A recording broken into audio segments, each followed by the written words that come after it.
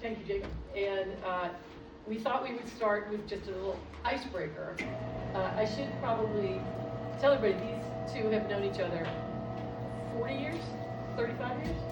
35. 35. Yeah. So they do this all the time, and that's what makes this so fun. And that's why you are our inaugural faculty debate, because we knew that you guys were used to doing this for many years. We do it over beers. We don't usually do it in front of a bunch of students. Right. So, And stone cold fair, sober. yeah, and sober, and you're right. very sober, yes. Okay, so we did not give them the questions in advance, except for one that was just a fun icebreaker, so that it didn't start off slow, that they would have an answer. So the fun little icebreaker is, who is your favorite founding mother?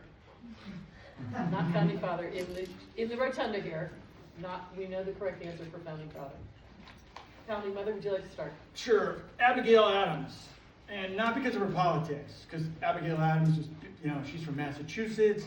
Massachusetts politics haven't changed in 250 years. She's to the left of Mao, before Mao was even born. But she was a great mother, she was a great spouse, and she was the sounding board for one of the most influential members of Congress, one of the first presidents. Her contributions to the U.S. Constitution, I think, are wildly underappreciated. And I think that as a model for women today, Abigail Adams sets an extraordinary standard and a very high bar. Okay. Yeah, so I'm gonna answer this by saying I don't like the question, so I'm gonna answer it the way I want to answer it, right? Okay. But I'm gonna answer it genuinely with regard to the letter of the question, not the spirit of the question. So my answer is gold to my ear, right? She is the founding mother of the state of Israel. She led the state, she built the state when it was being attacked multiple times. She served as a role model for men and for women in that country, a role model and an inspiration for soldiers, for citizens in the state of Israel, and anybody who knows the history of that country. And so to me, she is a model for all of us in thinking about putting nation before family, before personal career, really looking at trying to preserve her people. And she was a complete badass. I was going to say that too, but I didn't know how much language we were going to use, but now I know. Yeah, now you know. Now I know. Okay, so let's dive in, and we were going to talk about the current state of American politics is the general topic, but before we get into the hardcore stuff on politics, I thought maybe we'd start with the economy and move in from there. So I think you might know that Bandami won last night in New York, and before you get to that contest, maybe a table setter of what do the two of you think the core strengths and weaknesses are of capitalism and socialism? What is the proper role of government in our economy? Well, my personal view is that competition brings out the very best in human beings. And that, essentially that's an evolutionary thing. Modern human beings have been around for a couple of 100,000 years, and that essentially just the pressure to exist, to stay alive, to create human society, if you didn't go all in on that, you would not survive. And so I think it's competition, the drive to improve, to make things better, is built into us. And so when we have institutions and economic systems that are essentially compatible and support who we are as individuals, that's what really leads to human flourishing, really leads to extraordinary outcomes in innovation in our economies. If we look at socialism, communism, where essentially the state, rather than people themselves, this bureaucratic organization, provides everything, I think that simply guts the best part of our human nature. And that if you look at societies where large numbers of their citizens, human beings, have been on the dole, the quality of their life as essentially human motivation just seems to be pale in comparison to what we see, the vibrancy in capitalist market-based systems, whether it's market-based economies or market-based political systems. You know, democracy is essentially a conflict resolution mechanism where the market is people's participation in politics. And so both of those, I mean, the core foundations of liberalism, capitalism, democracy, I think, are essential for human flourishing. Yeah, so look, I agree. I agree with Mr. Stam to a large extent. You know, it is the case that individual incentives are what drives the market, right? If we think about the incentive that anybody has to get an education, to make an investment, to start a company, it's really a matter of, do they think they can reap the benefits of that investment, of their time and their treasure, right? And so individual incentives really matter. The question really is, what's the proper or appropriate role of government, right? Because even if we talk about there is no such thing as a pure market system that is not prone to regular crises, right? A pure market system would not allow for competition of all. Even Adam Smith, in Wealth of Nations, he says, look, you know, we need the government in order to do a couple of things, right? The government needs to enforce contracts. Without the enforcement of contracts, you're going to have the stronger devour the weaker, and you're not going to have the better idea, the better economic idea come to market.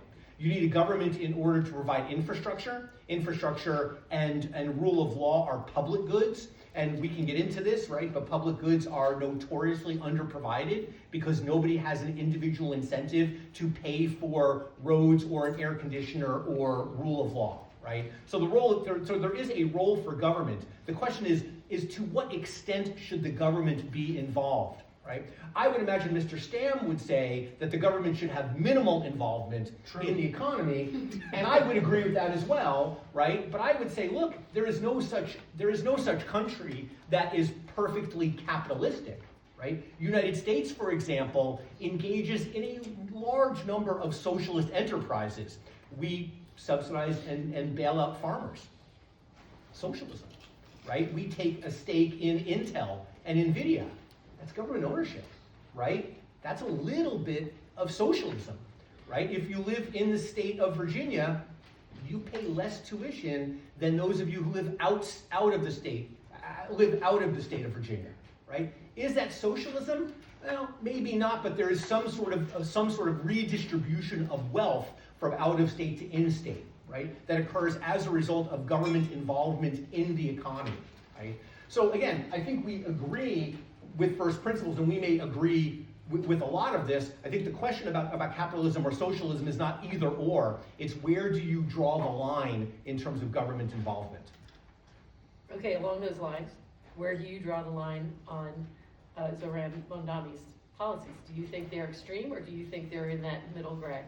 Where would you put it? So this is where it's really interesting. If you think about Mondani, you know, I should say I truly don't know what his policies are separable from his politics. You know, both Mr. Stam and I, we teach politics and public policy, and oftentimes the conversation is about policy is what's going on here, right? This is what's actually happening on the ground, and the politics are what the politicians are saying, right? You know, Donald Trump saying, I'm for tariffs, I'm against tariffs, whatever, and then you look and see what's really going on. So I think Mondani, he ran on a platform that was about pocketbook and kitchen table issues.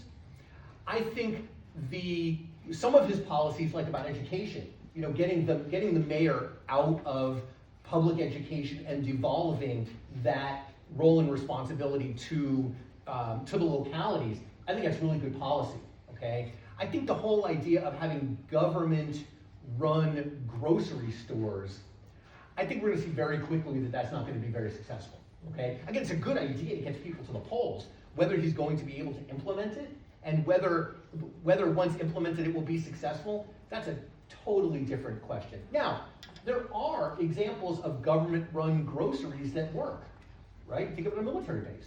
Well, we have government-run alcohol beverage control boards here. And so there are things that work. I'm uncomfortable drawing a conclusion about how successful they're going to be. I think they were really good ideas to mobilize voters, right? So I think they're really good politics. I don't know if they're going to be really good policy. Okay, where do you think he's extreme, or do you think he's... Yeah, very extreme. But, you know, clearly, so I looked at the voting returns, you know, in preparation for this evening. So Mamdani won young voters 18 to 29-year-olds by 40 points. The group that really, so amongst whites across all ages, Cuomo carried white people by about 3 points. Mamdani carried African Americans by about 10 points. The ethnic group that really jumped out at me were Asians. Mamdani carried Asians by 22%, which I can't quite figure out. I mean, I think that my good friend and colleague David is right about clearly Mamdani's campaign worked. You know, he's going to be the mayor of New York. You know, Abigail Spanberger's campaign worked. The Democrats crushed in Virginia. Do I think that the policies or the redistributive promises that these people are making, do I think those are a good idea? Do I think they're reasonable? No, I think they're outrageous. The idea of having free transportation, having the government set rent prices, having the government run grocery stores, outrageous. And if we look at examples around the world and in our own country, in almost every instance we could look at, Cuba, Venezuela, Russia, it's a total failure. But I get why some people would say the system as it's currently working isn't working for me. I don't think it's the right solution though, but we'll see. You know, maybe he's got some secret sauce. Now, tragically, because he's so young, and don't take anything away, you know, being young is wonderful. I can recall one time in my life being young and ambitious, but we don't have anything to know what he's going to do. He is utterly, grossly inexperienced. There's a reason why the U.S. Constitution says you got to be 35 to be president, because we don't want some 32-year-old nutter running the United States of America. Yeah, look, here's what I think is really fascinating. If you look at Mamdani's campaign over the last year, and if you look at Trump's campaign in 2015, 2016, there's a lot of similarity, right? There's a lot of similarity in terms of the grievance, right? We are not getting our fair share, right? A difference here is Mamdani is saying it's capitalism, right? And Trump was saying it's people coming from Mexico, right? But it was both. They were both grievance campaigns, right? And so I think both the Republicans and the Democrats actually have a lot to learn from, you know, again, Trump's campaign in 2016, 2015, and from what Mamdani did. I mean, they really both mobilized voters who hadn't been mobilized in the past. And I think that's good for democracy. Okay, so I should have announced earlier, we've got, oh, here's water. So some of you were kind enough to, Sorry. thanks. Were kind enough to turn in some questions beforehand, and I've got some of those up here. And then we've got cards on the seats, and somewhere around another half an hour or so, we'll start taking the questions from the people in the room. Toss them this way, and I'll collect Yeah. them. So here's a student question. You had mentioned tariffs earlier. How do you two see the whole Trump tariff programs affecting the economy and the political landscape going forward? Current state of politics, Trump's tariffs are a new variable here that we didn't have in previous elections. So, you want to start? Yeah, sure. So it's a big change, both in terms of policy, but it's also a big change for the Republican Party. Post-World War II, traditionally the Republicans have been the party of free trade. The Democrats have been considered to be the protectionist, pro-union parties, and we've seen a real flip-up on that. You know, the Democrats' position today, they're the free traders, they're the ones that, Trump carries and rank and file union members largely, to a significant extent anyway, on protectionism.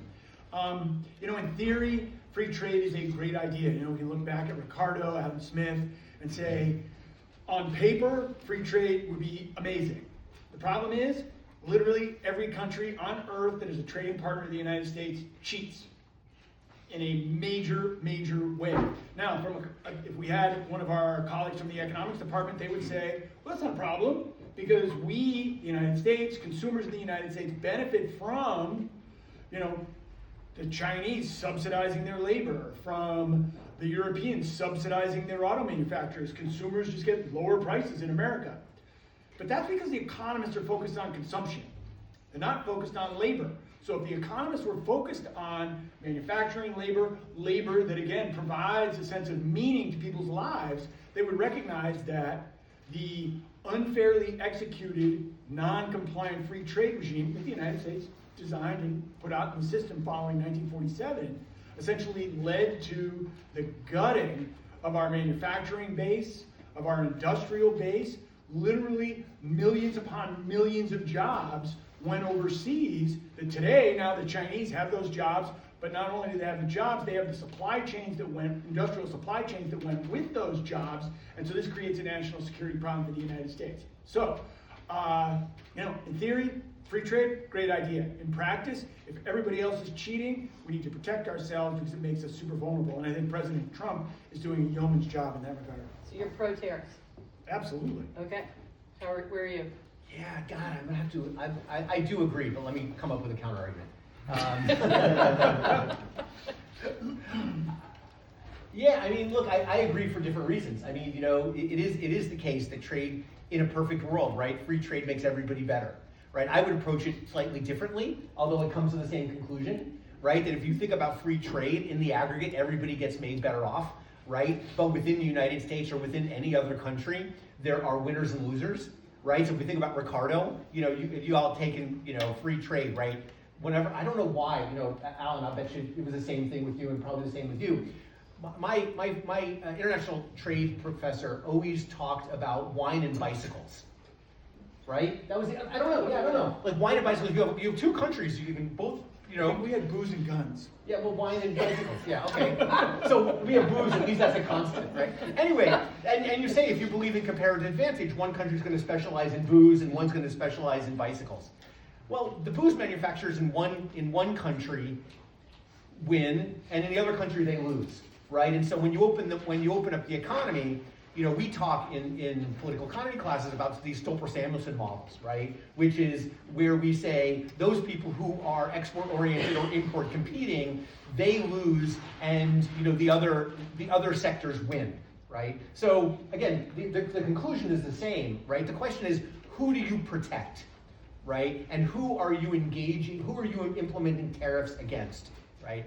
My view would be you protect those industries that are strategically important, again, to Mr. Stam's point, right? Think about where there are strategic interests, but across the board tariffs are not useful, right? They end up resulting in deadweight loss for the economy as a whole, and they end up generating an increase in taxes for consumers, right? So again, we may say, what's the effect for labor, but I also think about what's the effect for consumers, right? If there's a tariff imposed on a Toyota, and I want to buy that Toyota, it's going to cost me an additional $12,000. I'm making up numbers, right?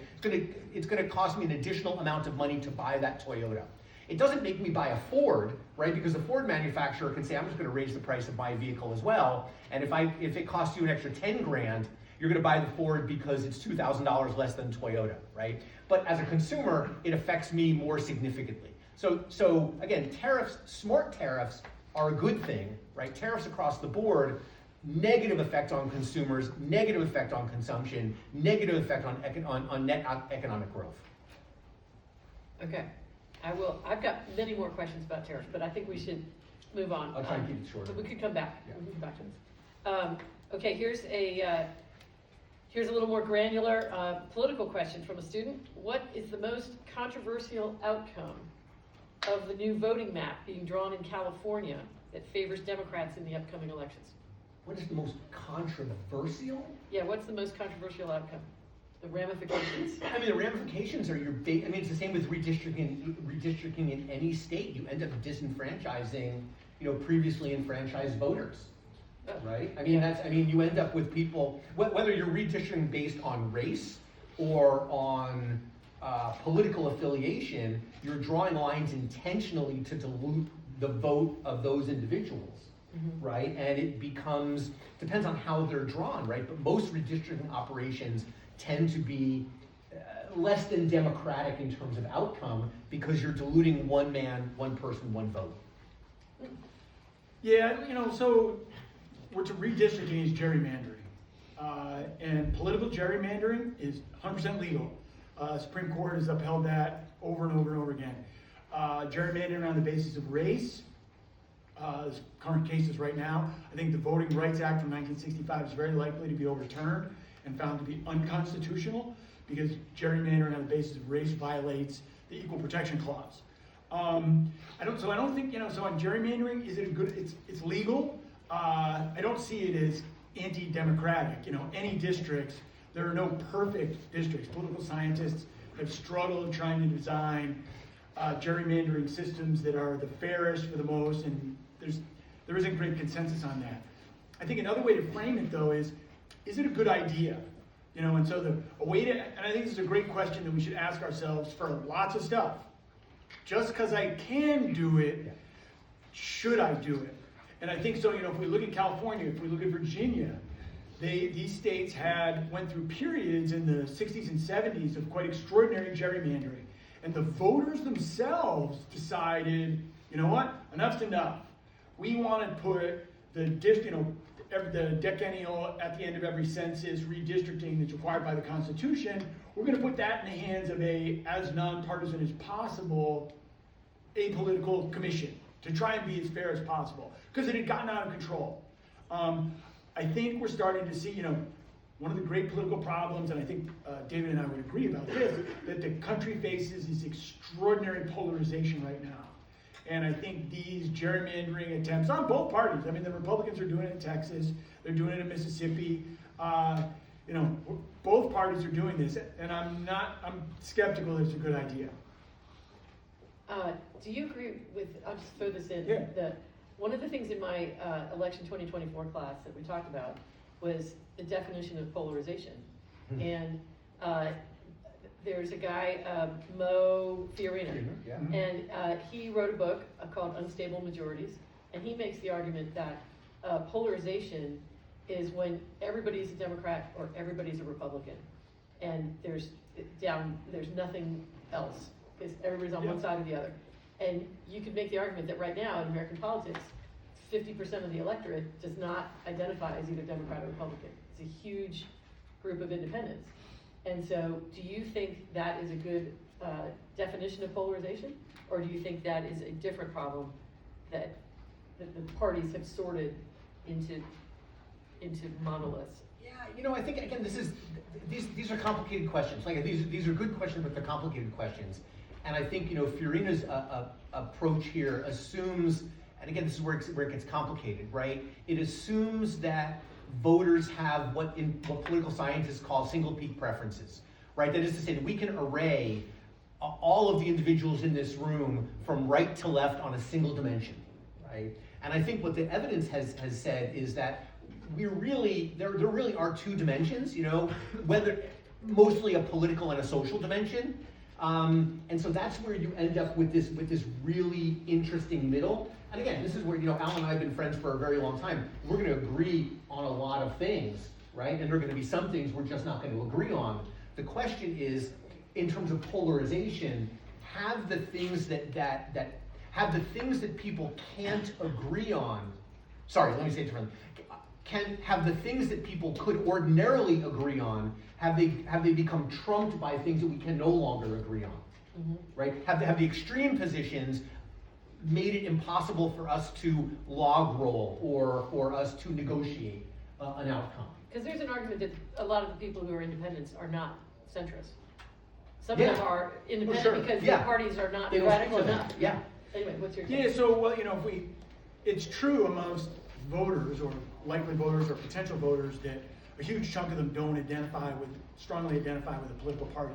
And it turns out the data suggests the thing that's the best predictor of your party identification, if you do, is simply your parents' party. That people that are into political parties, it flows through their family history. But if we look at our institutions, so say we look at Congress, everybody caucuses with one of the two parties. Because if you want to get anything done, if you want to have any if you want to get any of the rewards of being in Congress for your constituents, not personal. Right. You got to be, you have to caucus with the party. What's changed is, and I think that Mo Fiorina, all of his work is building around this what's called the Black median voter theorem from 1957 that was popularized by a guy named Anthony Downs. And David's right, it's all about this assumption that our views can be characterized as people on the far right and the far left being small groups, and the people in the center left or center right, are the big groups. And that the political position that exactly splits that group on the left, group on the right, will get the biggest chunk. That works if this assumption about people's preferences holds, and I don't think it does anymore. You know, and then there's some institutional factors that have changed. So in Congress, there used to be a whole raft of what we might think of as left-center Republicans and quite conservative Democrats. Well, they've all sorted out into Republicans and Democrats now, so that we see very, very few people willing to cross the aisle. And the times that we see that, it's where they've been given permission by their party leadership. Yeah, we've got enough votes to accomplish this deal. We don't need your vote, so you can vote your conscience. But if it's an important vote, party discipline is everything. And because party discipline is so powerful now, it's essentially pointless. Or, you know, we have President Trump saying, hey, if you're not going to toe the line on MAGA, I'm going to have you primaried. And so this leads to sorting. Now, there's another aspect of this that I think, again, is pretty pernicious, is that as states become increasingly single-party states, so California, for example, California votes 60-40 at best, Democrat.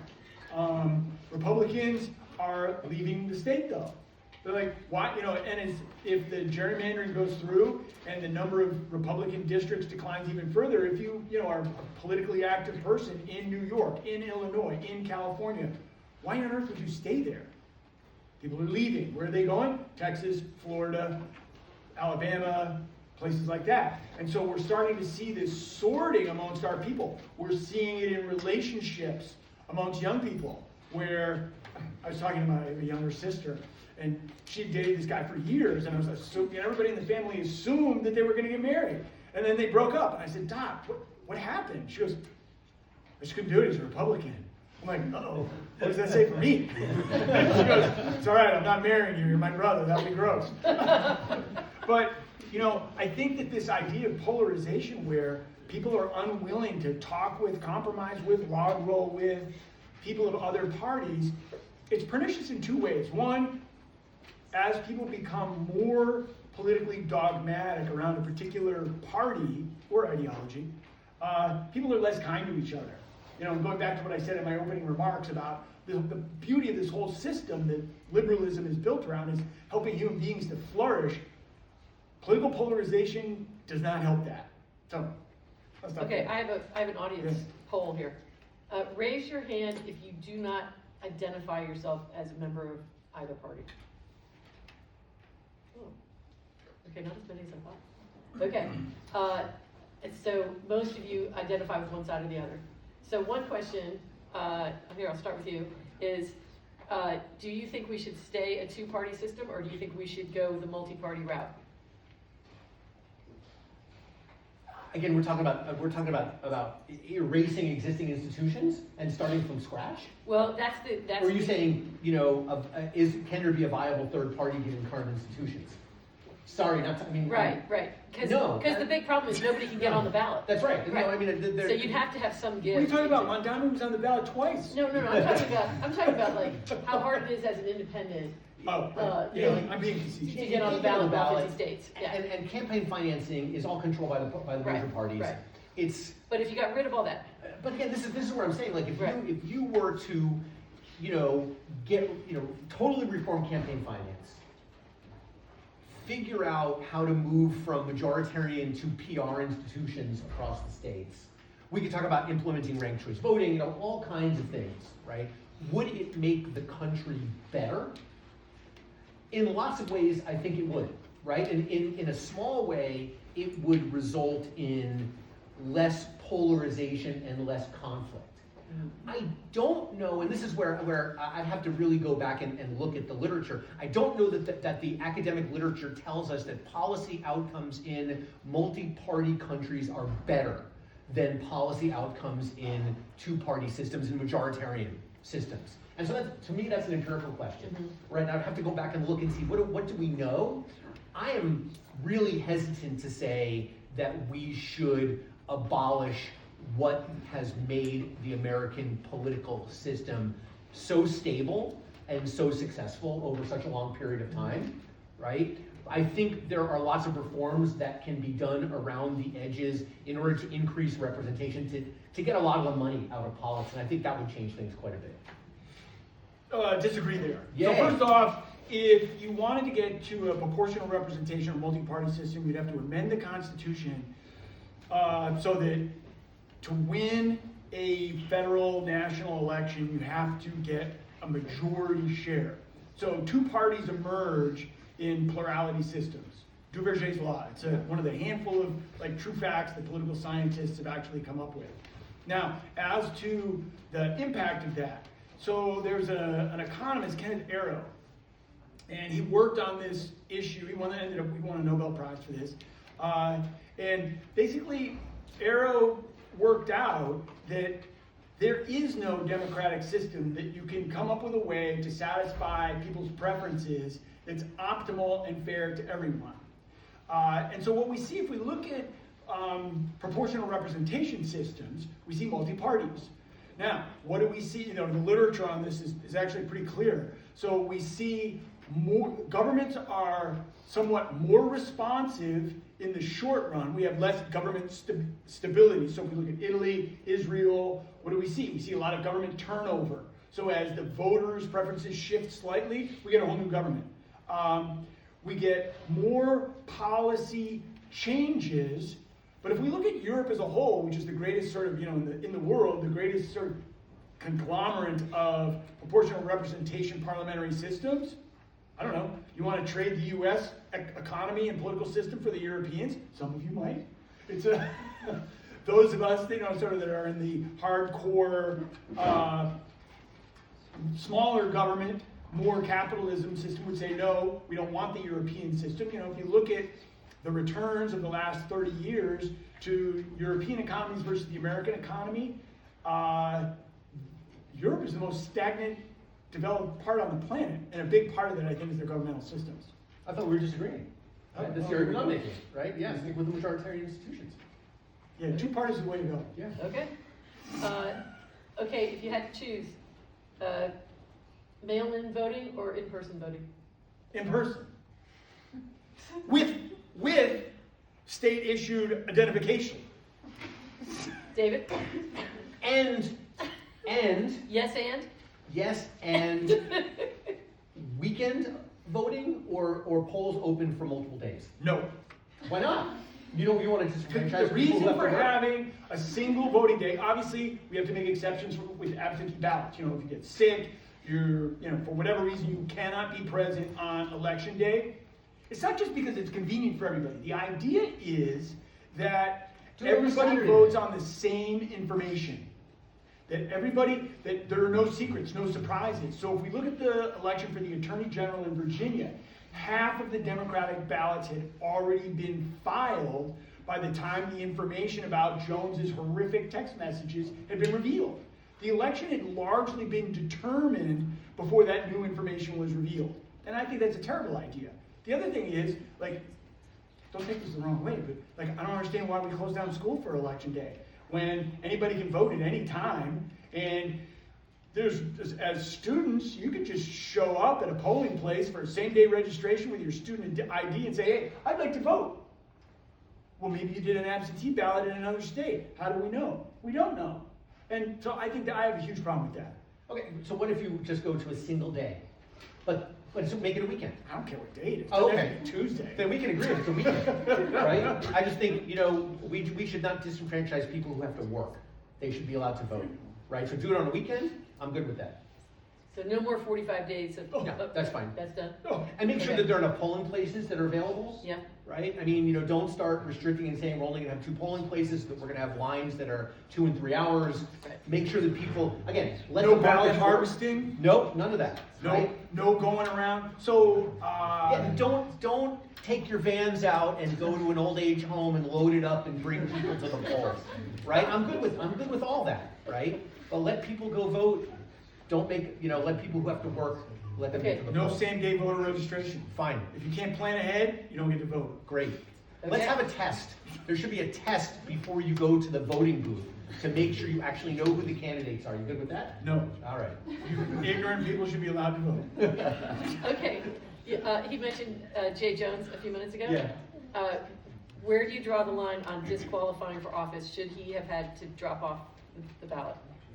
I mean, it's a terrific question. Like I thought a lot about this, and then I didn't think anything more about it, right? And I mean it. No, and I mean it in this context, right? You know, and I'm going to use some language here, right? You know, before the 2016 election, right? There was that whatever into Entertainment Tonight video with Donald Trump saying he was, you know, it was okay if he could grab a woman by the whatever, right? If that's not, you know what I'm talking about, right?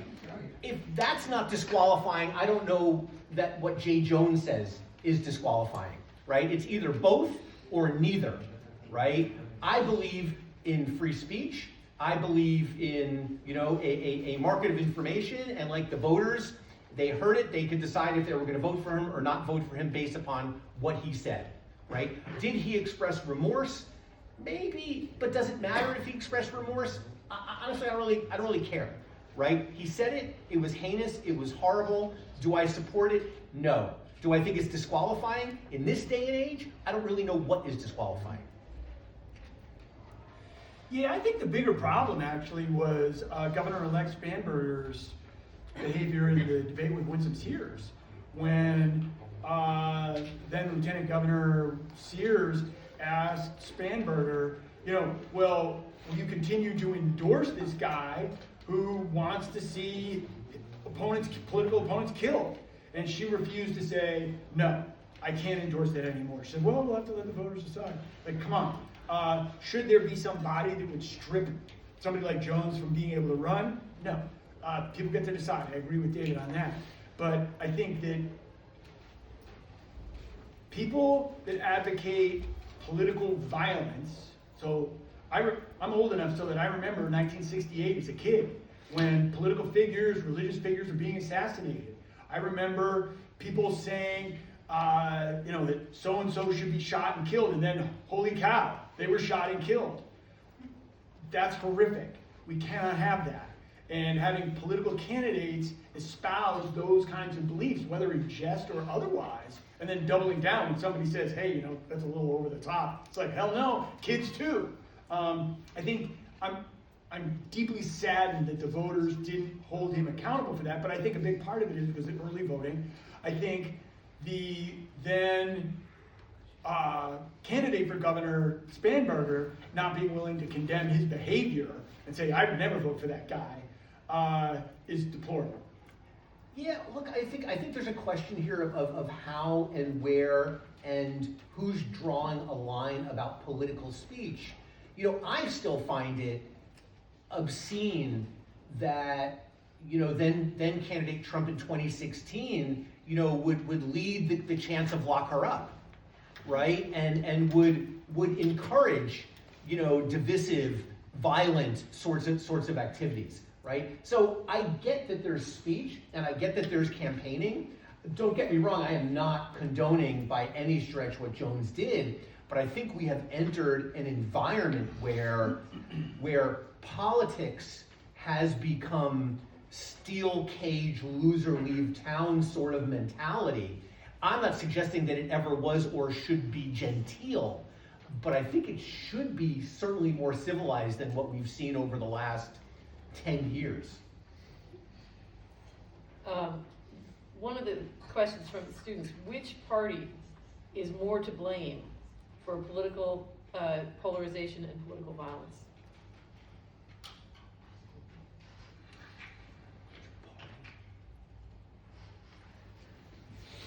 I see it as problematic for both parties. That's what I thought you both said. You know, it's a product of polarization, you know, because now it's safe to do so. You know, so it's safe for Republicans to castigate liberals. It's safe for progressives, for Democrats to say horrible things about Republicans because there's no liberals in the Republican Party, there's no conservatives in the Democratic Party, you know, and so it's not like you're going to pay anything socially. None of these people hang out anymore. either. You know, so if we look at the State House in Virginia, if we look at Capitol Hill, Republicans and Democrats used to hang out. They used to drink together. They used to go out together. They don't do that as much, nearly as much as they did in the past, you know. And I think, you know, social media obviously is like the gasoline on a fire. As a voter, you know, obviously I'm a hardcore free speech absolutist. Jones is, you know, under the law, he's within his rights to say anything he wants. I think he should be politically punished for it. Okay?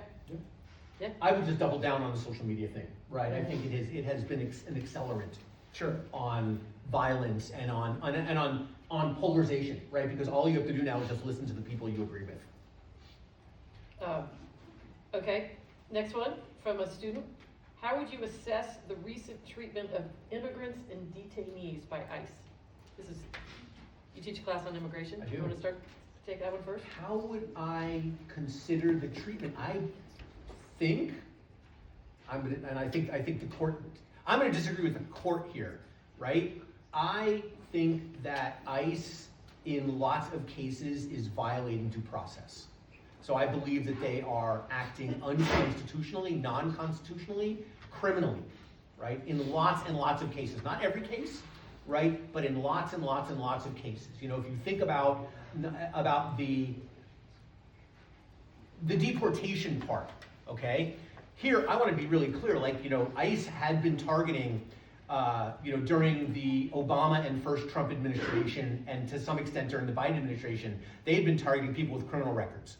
All right, and so there was already a record that somebody had committed some crime and they had been released to either serve their time or, you know, they didn't have enough time to, you know, kind of get to hold them or get rid of them. The beginning of the Trump administration was targeting people with criminal convictions. Great, awesome, they've been convicted, get them out, right? What has happened when you move away from saying we're just going to target people who already have criminal convictions is that ICE comes into areas and they begin targeting anybody in that area who looks like they may be foreign. And so you end up with an abrogation of due process, because just because I look like I'm Mexican doesn't mean that you should arrest me even though you have no probable cause to arrest me. The other part has to do with then when you begin deportation without a deportation hearing. Just because somebody is not here, just because somebody is not born in the United States does not make them any less,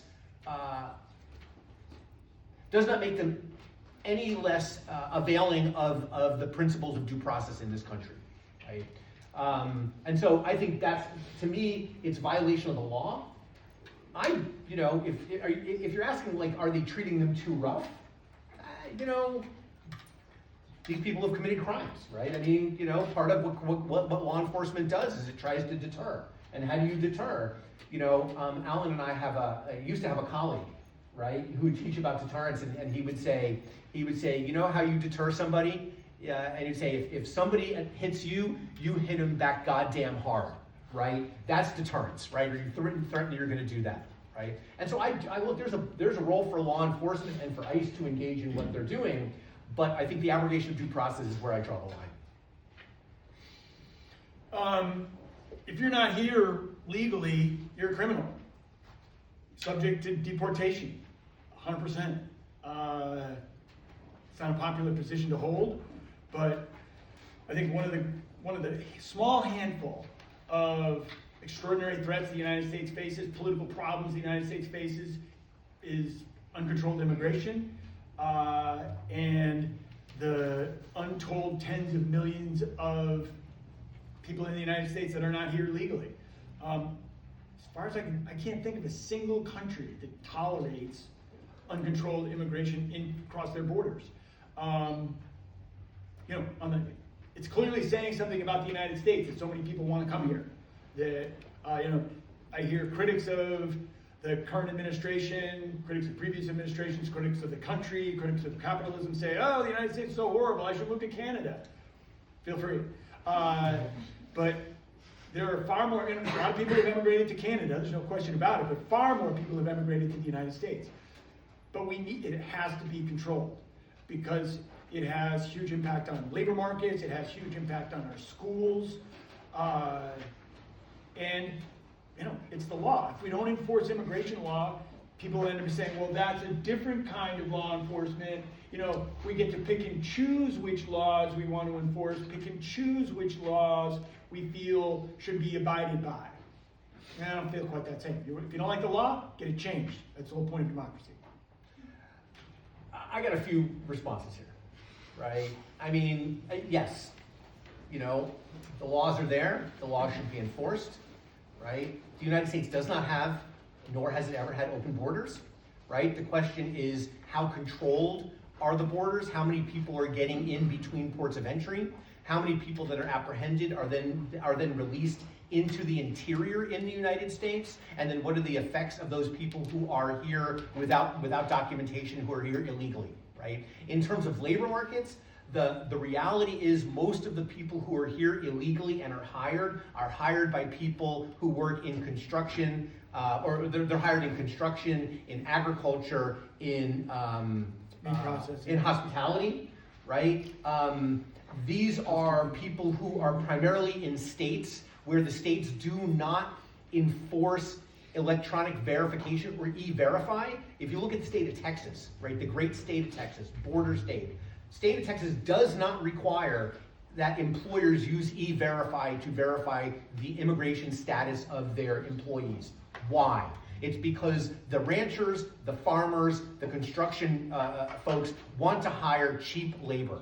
Is that a good thing or a bad thing? I actually think it's a really good thing, okay? I like the fact that my avocados cost, you know, $1.50. I like that I can get a head of lettuce, even at Whole Foods, for like $4, okay? If you get rid of illegal immigration, especially in agriculture, the price of all of those things go up, and I don't want to pay it, okay? I don't want to pay $7 to $12 for a head of lettuce. I don't want to pay more money for a house, right? I don't want to pay more money when I go to a restaurant. All right, so I like undocumented migration because they provide cheap labor and that benefits me, and I love it, okay? I would also suggest that if you want to think about this idea of undocumented or illegal migration occurring, yes, it's occurring a lot in the United States because the United States is a great country. Happening in Spain, happening in Greece, happening in the Netherlands, happening in Germany, happening in the UK, happening in France, happening in Spain. I could go on. Why? Because the economic and the political environments in those countries, in our country,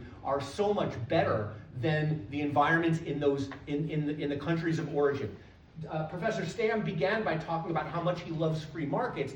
What's a better way of identifying what's really good and great? We look at people who are voting with their feet, right? And they're voting with their feet coming to the United States, and that's a good thing. Okay, Jacob has some questions. While I look through those real quick. One quick question, since we're doing current state of politics, I would argue that the government shutdown affected this election in Virginia quite a bit. What do you think shutdowns of the federal government being used as a political tool? Any thoughts? Opposed to it? In favor of it? In favor of government shutdowns? Right. As a political tool, is it an effective political tool? I mean, depends what you're It was trying to do. effective for the Clinton administration. Yeah. I think it backfired on the Gingrich-led Republican House when they did it in the early 90s. I think it backfired on the Trump administration in the first Trump administration. This time around, clearly, I mean, I think that the data, survey data will show pretty clearly in Virginia, the government shutdown benefited the Democrats. I think that's one of the explanations why some of the northern Virginia suburbs, the balance between Democrats and Republicans is quite extraordinary. Leave it at that. Is it an effective political tool? They wouldn't do it so often if they didn't think it was working. I think the evidence is pretty weak, though, that it actually gets what they want. Right. Yeah, again, this is where I would agree. I mean, I think the question is now, after this election, who's going to blink and what the nature of that blink looks like, right? And I agree with Allan, right? I think it's a matter of you have to pick your battles and you have to figure out what the shutdown is about and when you're willing to walk it back, right? I agree. I think that the shutdown did have an effect on Democratic turnout. You know, people who had federal jobs, guess what? They didn't have to worry about going to work. They could go to the polls, right? But it also added to the kind of economic grievance that people were feeling. Yeah, and I think this particular shutdown, particularly on the Democrat side, the big issue for them were the Obamacare health subsidies. That essentially, hey, look, the Republicans want to gut these health subsidies. I mean, I get that. I mean, healthcare, I don't know how working class people in the United States can afford quality insurance. But I think that focusing on saying, well, what we need to do is provide more subsidies, I think that's an enormous distraction from what the real problem is, that healthcare costs too darn much in the United States. We spend double, literally double, what the next highest spending in Europe spends, and our healthcare outcomes are way worse. Some things effed up in that picture there.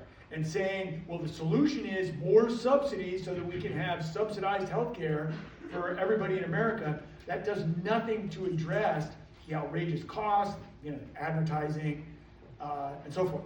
Yeah, my wife will repeatedly say, if we would just if we would ban prescription advertisements on television, the world would be better, right? Because I totally agree. we would not have to sit through 7 commercials about Manjaro or whatever it is, right? And it would decrease the cost of whatever the drug is that we're looking for. I mean, these commercials are insane. Yeah, so I'll give you an example. So I just got a hip replacement a month ago. The bill was $127,000. $127,000. That's more than the annual output on average of the median workers at the University of Virginia. I was talking on the phone last night with a buddy of mine who's in Ireland. He had 2 hips replaced. He had leukemia and his hips rotted out. So he had to get 2 done. It cost $23,000 a hip. And his outcomes were no different. What was your copay? What? What was your copay? Oh, my copay was 0. Yeah, crazy. Like, this is No, why. the University of Virginia paid for it because we're self-insured. The University of Virginia, Aetna, who's our insurer, they don't insure anything. They administer UVA writing checks. So UVA wrote checks to itself for, it's essentially an internal transfer payment of $127,000, which is bonkers. No, but it is fantastic in terms of this outcome. No, look, it is. The outcome is great. The outcome is. Dr. That's what I mean. Forsinger, my surgeon, she's an amazing woman. She was like a total rock star. Yeah. UVA Orthopedics run by Bobby Chandra, the hand surgeon, amazing. Healthcare costs in the United States are outrageous. Okay. Sorry about that, I didn't mean to go like that. Okay, so one of the students just asked, along the same lines about the government shutdown, which is where that question started, is which party is more to blame for the government shutdown? If both, in what ways? Democrats! Republicans. 14 resolutions. The Republicans are. Wait, why do you say the Democrats are? Because since the last government shutdown during the first Trump administration, the United States government, the way that essentially we've done funding is we can't pass a real budget anymore because our Congress is so lame. And so what they do is they pass continuing resolutions that basically say, okay, what we're going to do is we're going to keep spending what we spent last time. And then they make marginal changes to that through pieces of legislation. And that's become essentially the way the government's funded itself for the last 7 or 8 years.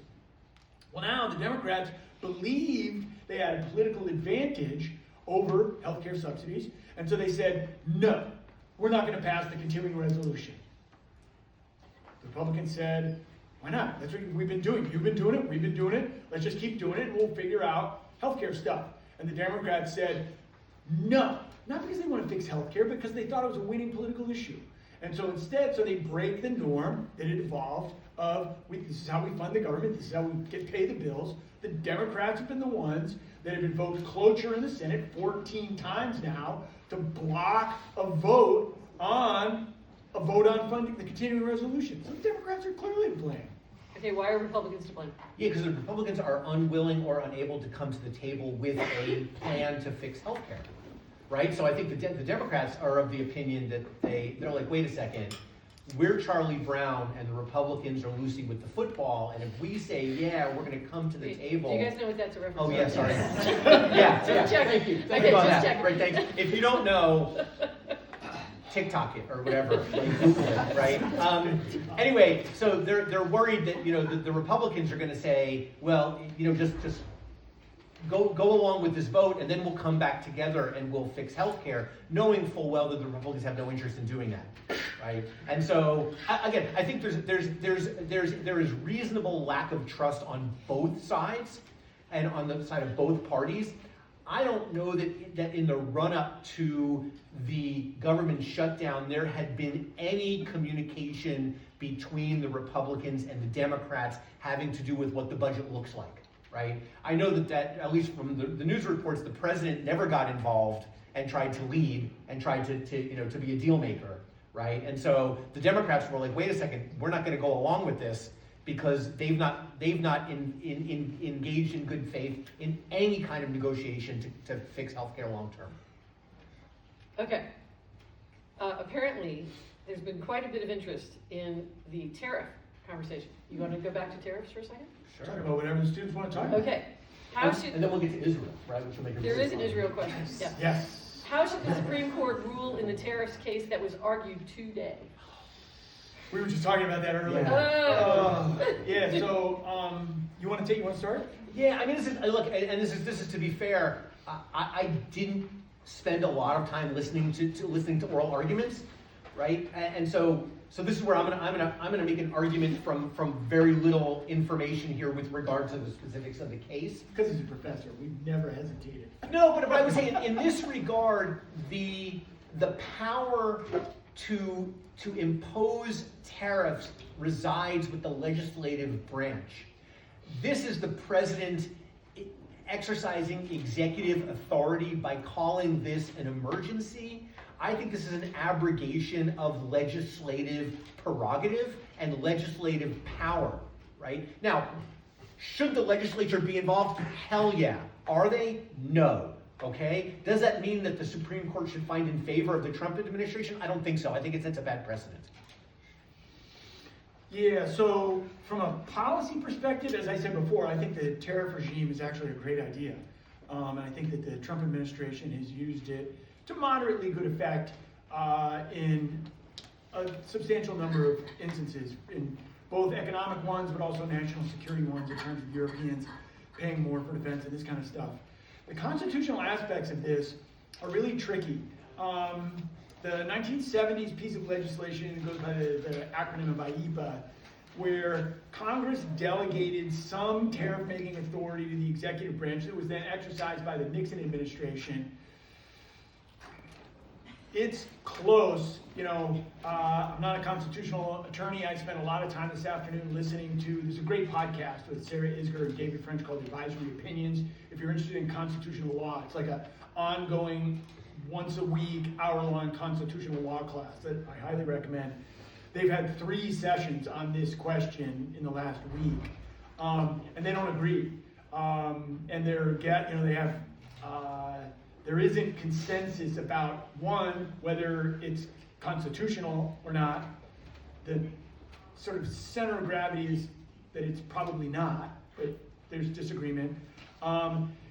And then there's disagreement on members of the court. So there's a Supreme Court judicial philosophy that basically says the Constitution is a living document, and so our constitutional case law should evolve over time as the policy needs and interests of the country evolve. And then, of course, there are the originalist, textualist folks that say tend to be more conservative, that say, no, there's a provision in the Constitution for changing it. If you want to change it through the amendation process, but otherwise, do what it says. I tend to be the do what it says viewpoint of the world, and so the legal foundation for the Trump administration tariff regime is not great. Magic 8 Ball says, too soon to tell, ask again later. Yeah. Okay. That was one of the questions, is compared to how it's been handled in the past. Yeah. So, setting aside the effects of tariffs on domestic labor and consumers, could you speak to tariffs' effect on the current U.S. soft power relations? Like you were saying, there's Sure. a national security aspect to this. Are we alienating longtime allies? States don't have friends. Yeah. States have interests. Our allies are not now, nor have they ever been our friends. With maybe one possible exception, Great Britain. And that goes back to historical issues of our founding that many people in the room here, I think, would find detestable today anyway, having to do with a whole variety of things, British Empire, slavery, and all of that. So the idea that we're losing our friends in Europe because we've coerced them into actually meeting their security obligations that they agreed to through economic coercion, I don't see the problem there. Basically, most of the countries that participate in the international trading system have been freeloading off it since 1947. Now, the United States could afford that for decades. Today, as these countries' economies have grown, as they have become as wealthy comparatively from a consumption perspective as the United States, as they've been able to afford social services that the United States, we have a difficult time affording, them being essentially forced to do what they said they were going to do through tariffs, I don't have a problem with it. How do you feel? Yeah, I would have said, yeah, does it hurt American soft power? Yeah, but who cares? Who cares? Yeah, I Why was do going you to say say, that? I would say it doesn't matter, right? I mean, it matters at the margin. I don't know that it affects the United States' ability to do anything else that it wants to do. At the end of the day, other countries in the world, they're not going to China, right? As in terms of a security arrangement or a long-term economic arrangement, nobody is dropping the use. I shouldn't say nobody. The dollar is still the world's currency, right? And so the United States is playing a hand that the United States has to play, right? And I think the consequences of playing this tariff game in terms of soft power are minimal, right? Because Allan's right. I mean, everybody in the international system is instrumental, right? What does it mean for me now, right? And so I don't think it's that consequential. Okay. And I should say, even if it is, it doesn't matter, right? In terms of the other objectives that the U.S. is pursuing. And it wouldn't be consequential. Oh, that's not consequential. Yeah. Fair. Okay. You ready for the Israeli question? Far away. Is the labeling of any speech protesting Israel's government as anti-Semitic valid? Is the suppression of Palestinian voices an infringement on the freedom of speech? Say the first part again. There's two questions here. There's two questions. Is the labeling of any speech protesting Israel's government as anti-Semitic valid? No. No, it's not valid, or no? Criticizing the Netanyahu government is not anti-Semitic. Yeah, It fair is enough. anti-Netanyahu. Yeah. Yeah, saying Israel doesn't have a right to exist, saying, from the river to the sea, I think that's anti-Semitic. Do you? It's, basically saying, I don't think that Jews have the right to exist, Jews don't have a right to a homeland. I think it's anti-Semitic. Now, are you free in the United States? Are you free to say that? Yes, absolutely. Should people know that you said it? For sure. I mean, I've gone on record in writing on this that, you can say horrific things in the United States. People ought to know. If you're going to say something horrific, you should have the temerity to stand by what you say. And let society and people judge you by what kinds of things you're advocating. What's your take? I mean, look, this is one we agree on. I think our argument is going to be who's more extreme, in terms of supporting Israel's right to exist and also supporting the right of people to say, I fully support the right of people to say ignorant and stupid things. Okay, I would, however, say, and I think it's relevant in the context of this question. When the anti-Israel protests broke out on grounds in October 2 years ago, I was really of the opinion when I heard from the river to the sea, and I'm Jewish, right? And I was there in 2014 during the wars, and I've lost family members, right? So it's deeply personal to me. But when I heard from the river to the sea, my first thought was, I don't think the students know what they're saying, right? I think there's a lot of ignorance, and I say this because, we raise our kids Jewish. They go to Sunday school, they're bar mitzvah, they were brought to Israel. But I will tell you, my kids got maybe an hour on the Holocaust in high school, right, combined, right? And so the idea of what from the river to the sea means, I'm not convinced that everybody fully internalizes what it means. Now they may know what it means and feel good about saying it, and I with Allan, I would agree that they should have the right to say it, but they should stand up and they should say it. They should take ownership of that opinion and that belief, and I think saying that Israel does not have a right to exist, I think that is anti-Semitic, because that means that Jews should exist. Okay, the second half of the question was, is the suppression of Palestinian voices an infringement on freedom of speech? So That's what you call suppression, I guess, but still. Here's what I was saying. This is where things get really interesting in terms of what do you mean, right? Is suppression? I think suppression of any voice is an infringement. Okay. Where I would draw the line, and this is again my opinion sitting in this room, but as a faculty member, I took great offense at colleagues of mine at this university using their classrooms as a opportunity to regale students in classes on Shakespeare about the hardship that Palestinians have the hardships imposed on the Palestinians by Israelis for years. In other words, I don't believe that faculty should have the right to say anything they want in any class that they are teaching. Right? I believe that students sign up for certain classes to learn about certain kinds of content. It's just like I teach a class on immigration. You know, I have some of my students here. You know, you probably don't want to hear me do an hour on abortion, right? You didn't sign up for that, right? And so that's where, again, I believe in speech, but I think I want to qualify what I'm saying, because in a university setting, it has this whole idea of free speech and intellectual freedom and academic freedom. I think it has been perverted in really unfortunate and really catastrophic ways.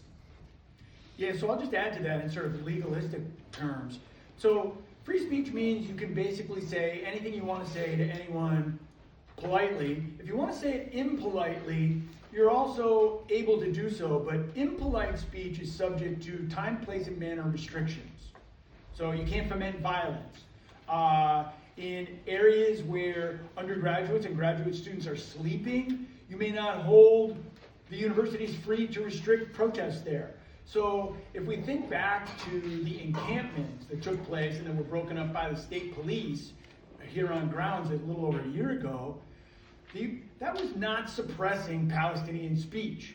That was saying to groups of students and faculty and people from the community in Charlottesville, sure, you can protest, but you can't do it there, and you can't do it in that manner. You can do it over there. You can say what we believe to be outrageous things. You just can't do it right there, because this is where people live.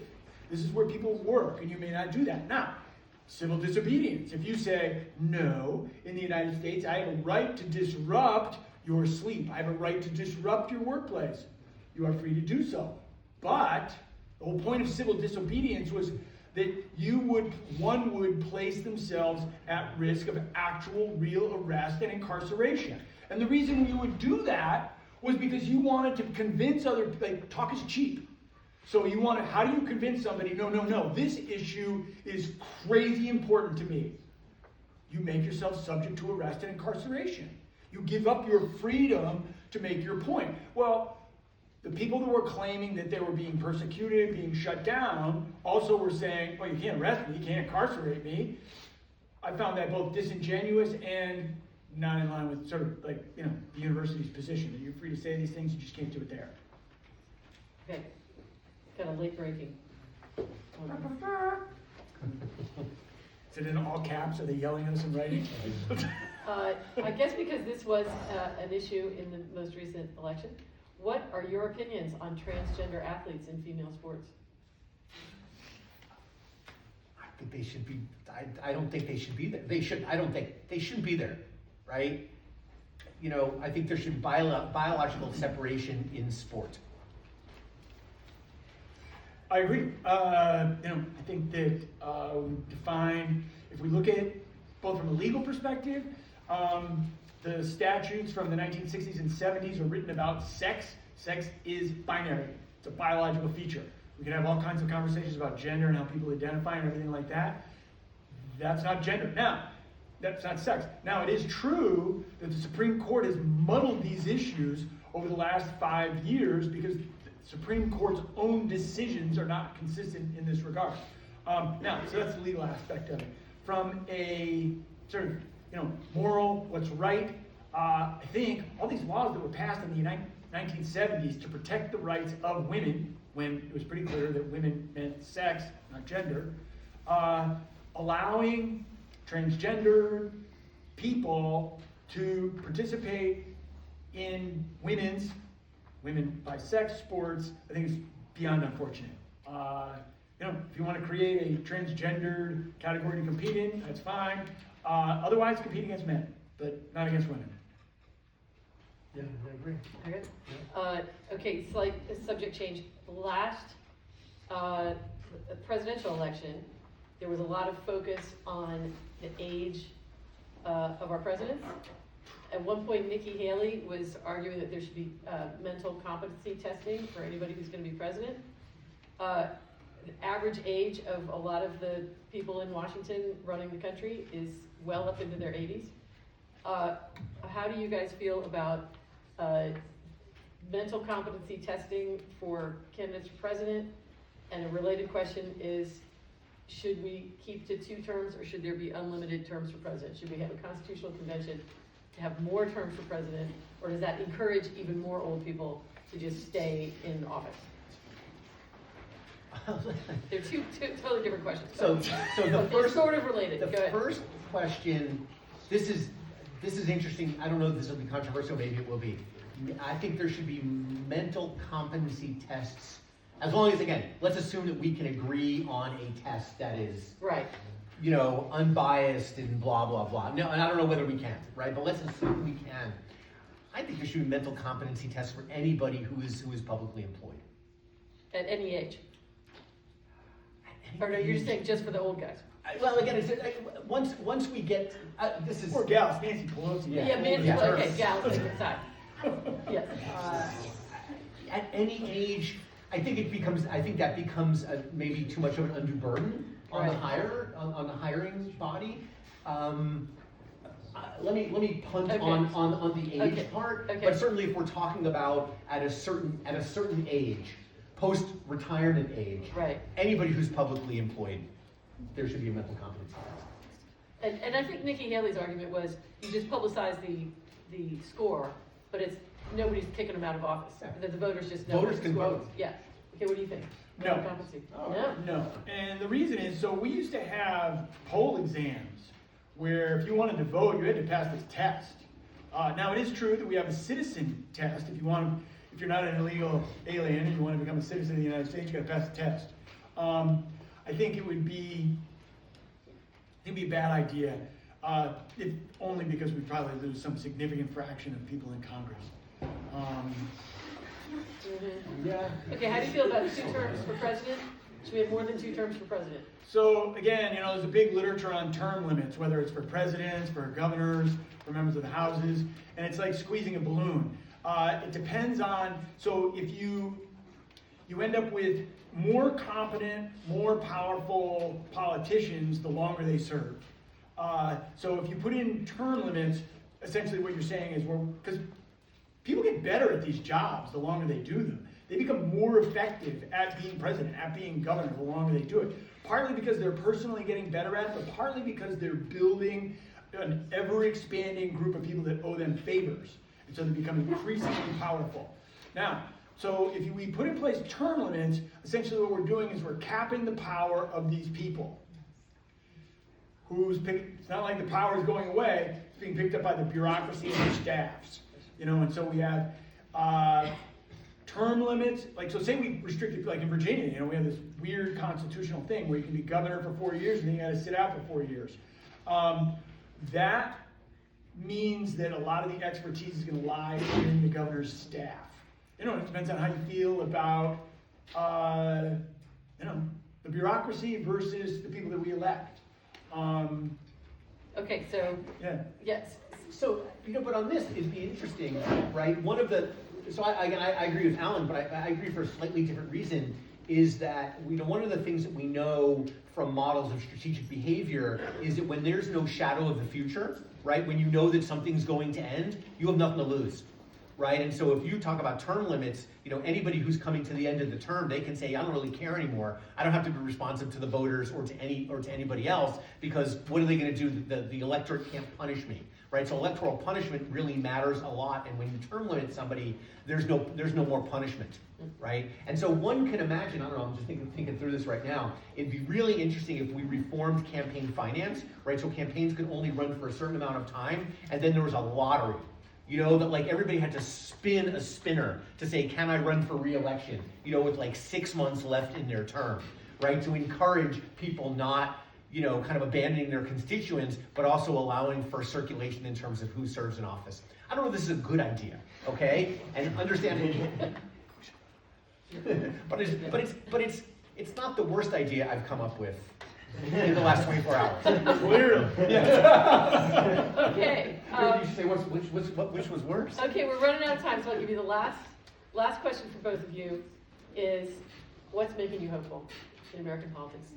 In American politics? Yes, that's what this is all about. The state of American politics, what is making you hopeful? Anything?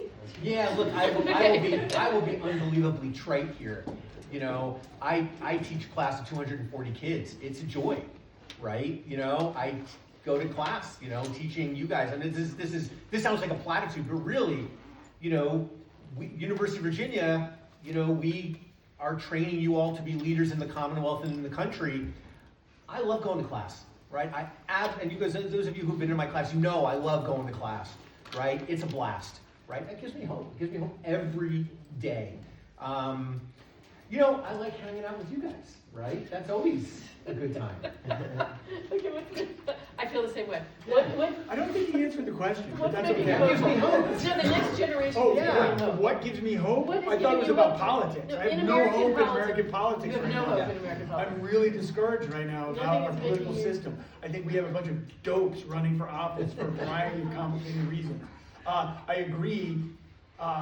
Teaching undergraduates at the University of Virginia is one of the great pleasures and honors and privileges, literally, of my life. And you know, people say to me like, "When are you going to retire?" I'm like, "Well, I'm not going to quit as long as the students respond to my classes and say, gosh, I got something out of your class." Because for me, it is just this incredible privilege to work with young people, particularly like the ones that are coming to this. You didn't have to come here. This is incredible. American politics and American politicians right now. This last campaign season was pretty gruesome. Ask me tomorrow. Okay. I'm an optimistic person. I'll come back. It was a rough 24 Well, hours. I think the I three think of it was a great us, 24 hours. See, there we go. the three of us agree that you guys are the next generation of leaders. Politics doesn't have to stay the way it is right now. All it takes is good people to step forward.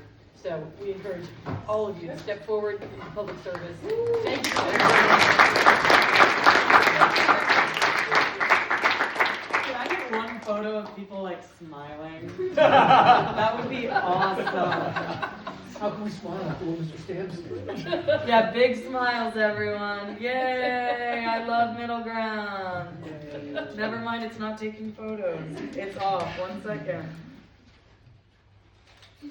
And one more. Cool. Thanks, guys. Thank you, everyone. And I would maybe love to get a photo of you three if I could. Sure. Want a standing, sitting? I guess it's already got it. Standing photo.